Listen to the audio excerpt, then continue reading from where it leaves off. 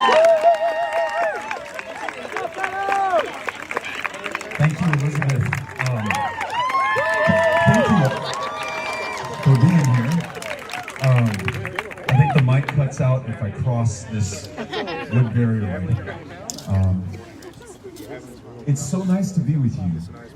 And it was so nice when we walked in. We were greeted so kindly and made to feel right at home. And my newest friends in the world, Henry and Mayor, with these great homemade signs, said hello, gave us a gift, and reminded me, my youngest son is also named Henry, and he just turned 11 in October. He has an older sister named Molly, and then their 15-year-old brother, who's in his freshman year of El Paso High School, just turned 15 on Saturday, and it's just nuts to me to have a child who will soon be old enough to drive and have some independence in the house. But seeing Mayor, seeing Henry, seeing all of you, especially the youngest among you, is such a great reminder of what this is all about and why we gathered here tonight. We did not do this for a candidate or a political party. We did this for each other, and especially for the generations that are going to follow us here in Abilene, our kids and our grandkids, their kids and grandkids, and generations, we hope, for a very long time to come. We have some consequential decisions to make. And in what I still believe to be the world's greatest democracy, we are going to make them together, not as Democrats, not as Republicans, but as Texans. And what you have shown me here in Abilene, every single time that I have visited, and I've had the chance to be here so many times with you in 2017 and 2018 for sure, but earlier this year, I joined one of my other new friends, Chris Daughtry, who wrote this great book, From Boys to Gentlemen, in one of the communities, one of the neighborhoods here in Abilene, knocking on doors, just to have conversations with people about what's most important to them in their lives. And then we invited them out to a community park to talk about the future of our democracy and the ability to vote and what it means to uphold this democracy that's withstood the test of time for 240 plus years and counting, but is facing a real pressure test right now, if we can put it in those terms, in the year of our Lord, 2021. And what we are all willing to do together, first and foremost as Texans, to make sure that we can keep it going. I think about those extraordinarily courageous women and men who serve at Dyess Air Force Base, the veterans and retired military service members who are here among us right now, who swore an oath not to a man or a woman in a position of power, but to our Constitution and to our very way of life and what we've contributed to one another in America, and honestly, and we hate to brag, but to the rest of the world. This example that we can freely and fairly choose those who will represent us in positions of power, whether that's your county commissioner, whether it's the governor of the state of Texas, whether it's the president of the entire country. The fact that we can pull this off, for better or for worse, this far into the experiment is pretty extraordinary. And I want to make sure that we keep it going. And I want to make sure that as we make these decisions in the office that I vie for, governor of the state of Texas, that we're talking about the things that matter most to each and every single one of us. And the only hope that we have of really knowing what the other feels and wants and aspires to and is concerned about is to show up and to meet each other where we are. Earlier today, I was in Comanche County, in the town of De Leon, and listening to folks who are concerned about what's going on in this part of Texas. Talked to a peanut farmer who says that as prices increase, it's a struggle to be able to make a profit on the farm that his father and his father's father worked before him.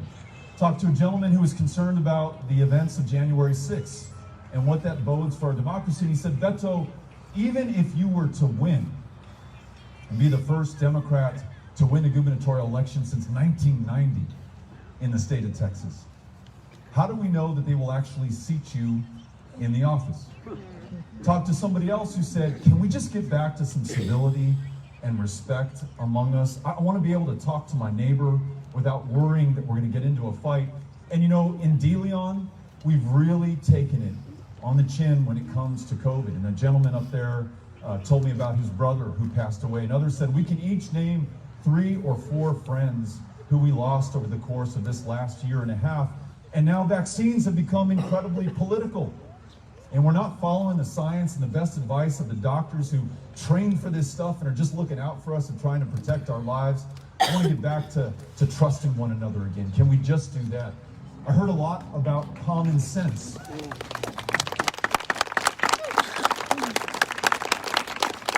The big things that we want to do that really don't divide us. Somebody talked about being able to work a job and not having to work a second or a third job to make ends meet. More than 40% of our fellow Texans right now do not earn enough in their primary job to pay the rent or meet the note, to put food on the table, to provide for their kids, to make sure that they're okay, to have some free time, recreation time on the weekend. They are absolutely struggling. I think we can all, Republicans and Democrats alike, aspire to this ideal, that the very best jobs in America be created right here in Texas. And whether they are energy jobs, and we are so grateful for those in the oil and gas industry who through their hard work and innovation have literally powered the growth and the success of America, have secured our energy independence from the rest of the world. No more wars in Iraq and Afghanistan and Kuwait and Saudi Arabia and Yemen and Somalia, just to name a few of the countries that we have sent the brave women and men of this community over to put their lives on the line for.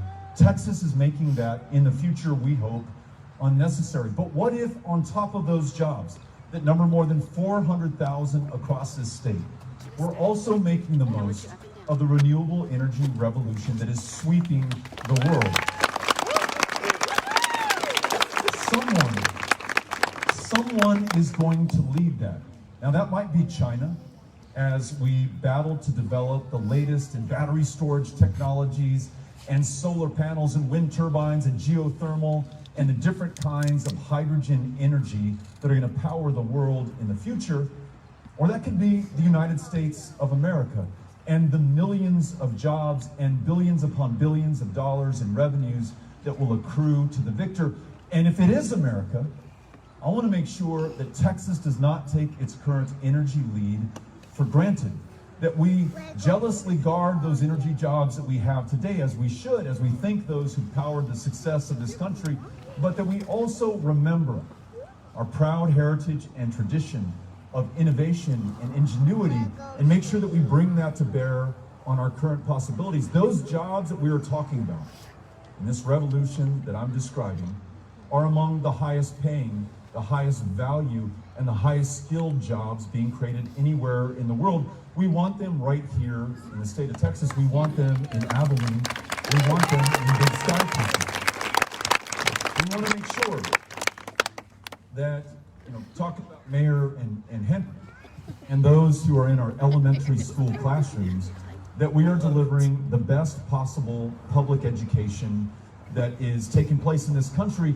And though we aspire to that right now, if we want to be honest with ourselves, and I think honesty is the best first step to take if we're going to get to where we want to be, we've got to acknowledge that we're not there yet. In Texas, in the average 4th grade classroom, 7 out of 10 kids cannot read at grade level. 70% of Texas 4th graders cannot read at grade level. And so the folks in Austin may try to distract you about which boy or girl can use which restroom, or which girl can play which athletic sport, or if there is pornography in our libraries, or whether we're teaching CRT or something else. But most parents, and being one of those myself that I listen to, really want to make sure that our kids can read and write and do the basic arithmetic that will allow them to be competitive going forward. And so what if? And this is kind of a crazy notion, but those Texas teachers right now who give their all to each and every single student before them in that classroom, who not only teach them to the best of their ability, despite these high-pressure, standardized tests that have forced so many teachers to try to teach to that test, because perhaps their job and that kid's prospects of advancing to the next grade depend on it. And nonetheless, she's going to do everything in her power to convey everything else that is important.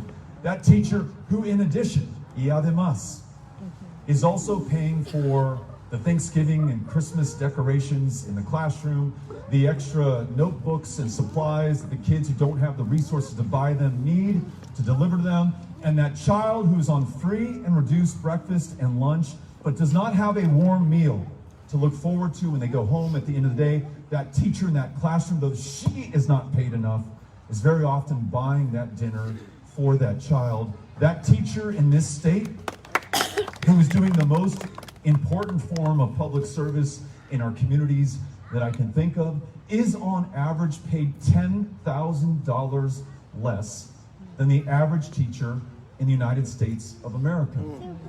And listen, we are not an average people who aspire to average results, but just to get to average, we are $10,000 behind right now. And as a result, more than half of Texas school teachers are working a second or a third job to make ends meet. There's a guy named Ramon Benavides in El Paso, Texas, happens to be a friend, was just selected as Texas Teacher of the Year. I called him up to congratulate him, asked him about what I just described to you, and he said, oh yeah, Beto, I work a second job.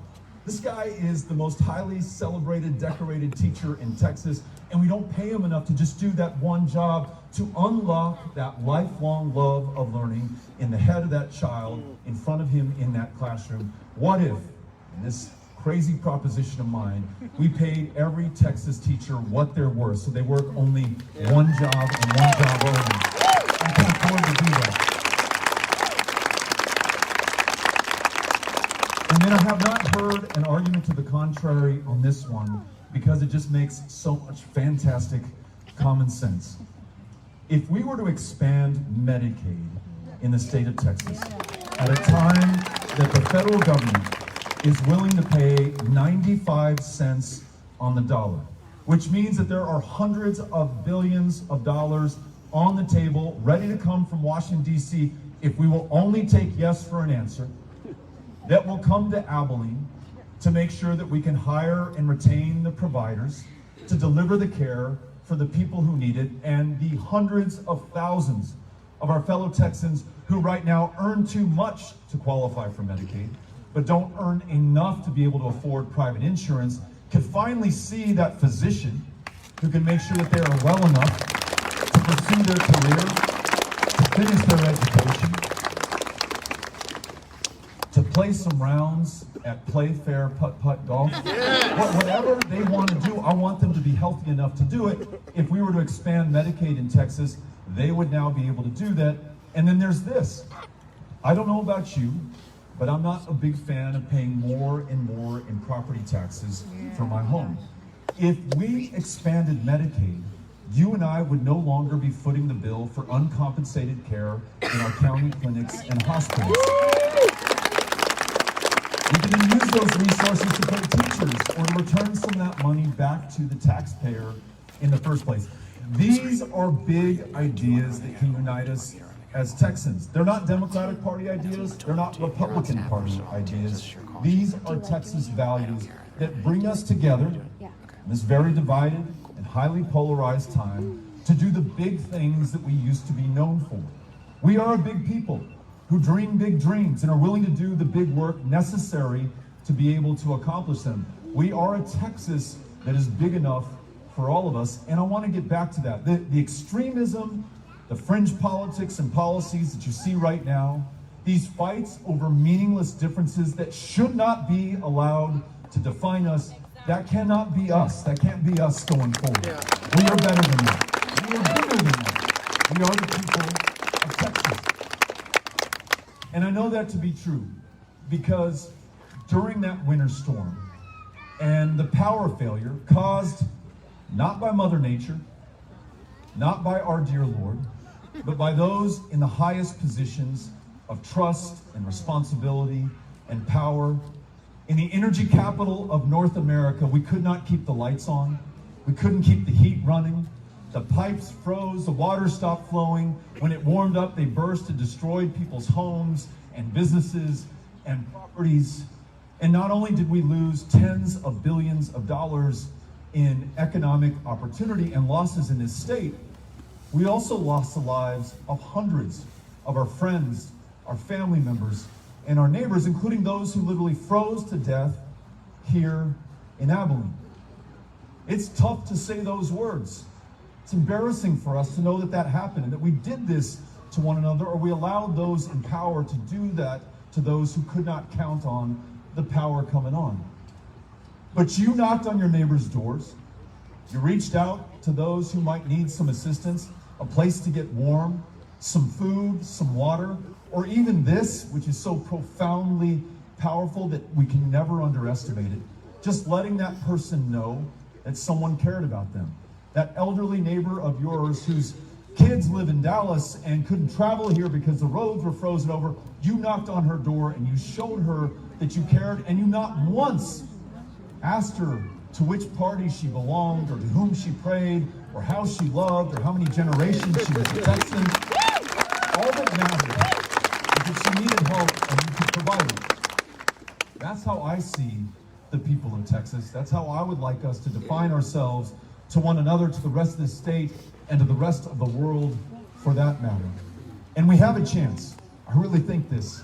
Again, not because of the candidate and not because of the party, but because of all of us and what we want for one another and the generations that follow us, to be that state once again.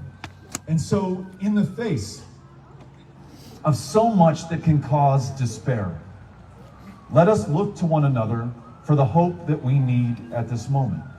And let us commit to ourselves that we are willing to do the work over the course of this next year, because it is but a year that is left to us to decide the outcome of the most consequential election in Texas history, that we will do whatever it takes. We will once again knock on our neighbor's door, and this time, knowing that our neighbors hopefully have the power on and are warm enough to have the conversation, we'll discuss with them what moves them the most, what it is that they dream of, what their concerns are for their kids, and then we'll connect that to this election taking place, and we'll give them a reason to vote, and to vote for something better, to vote for something bigger, to vote for a future that they can be excited for, no longer motivated by fear or allowing ourselves to be pitted against each other or accepting the incompetence that has resulted in so much devastation in our communities. We are going to aspire to the big things and to do the work necessary to make it happen. So let me say this. I know that they say that Taylor County is perhaps a red county.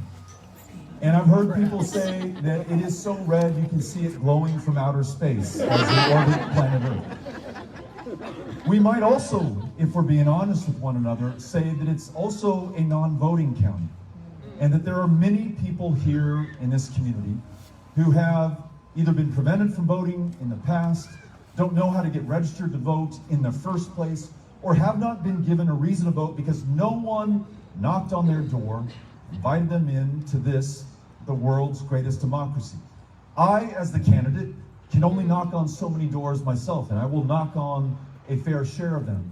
But if each one of us here took on the charge and the challenge to do our part, and to knock on 20 doors, 100 doors, a few hundred doors over the course of this next year, those numbers really begin to add up into some voters who could make the difference in this next election. 7 million of our fellow Texans in 2020 did not cast a ballot, though they were eligible to do so.